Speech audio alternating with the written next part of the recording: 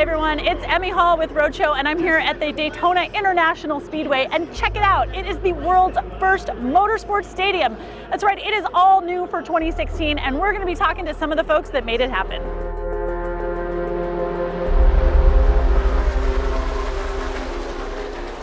It's pretty amazing when you think about it. 2.5-year project, $400 million to rebuild the entire front stretch of the Speedway. What we did is we rebuilt all the amenities so that fans can enjoy that historic racetrack. So all 101,000 new seats, mile-long concourses, 1,400 TV screens, double the restrooms, triple the concessions, you name it, we did it, but it was all to enjoy a racetrack that's been around since 1959. In fact, that start-finish line, that's the same start-finish line that Lee Petty crossed to win the very first Daytona 500 back then. So I think it's a perfect balance of modern and new and progressive for stadium, but historic, heritage, and really legendary for the racetrack itself.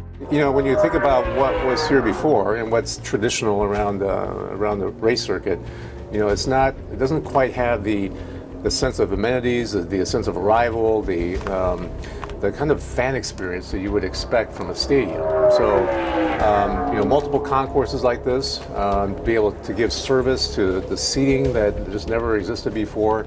You know, there's a whole sense about destination that's here that wasn't anywhere else before that you'll find in other stadiums. So in that sense, it is the first motorsports stadium. So imagine, you know, a stadium that's almost a mile long. It's like 3 Empire State Buildings long, and so you go from one end to the other. What you really got to think about is what is that experience for that fan? So we created what's called neighborhoods and injectors, and what they basically do is to create mini destinations within that whole length of stadium. So what's interesting about the use of the word injector, it started as an internal term just for fun.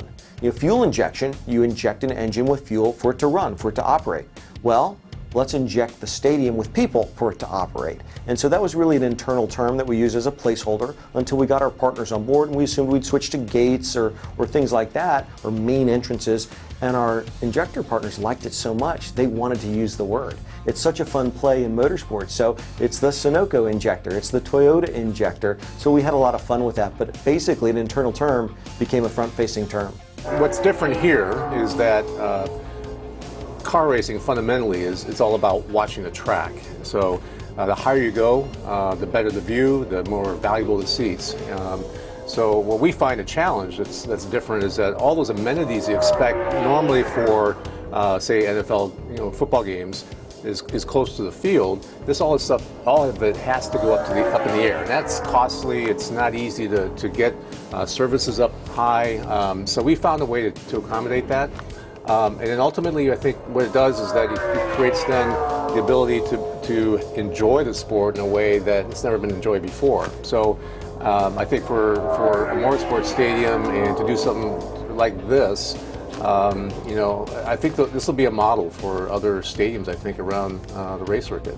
And you think about what we did in the late 50s to build the Speedway in the first place.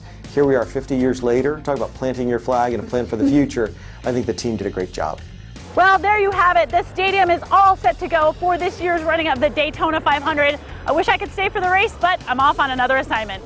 I'm Emmy Hall. Thanks so much for watching me here on Roadshow. You can check us out on all those social medias. Thanks so much, and we'll see you soon.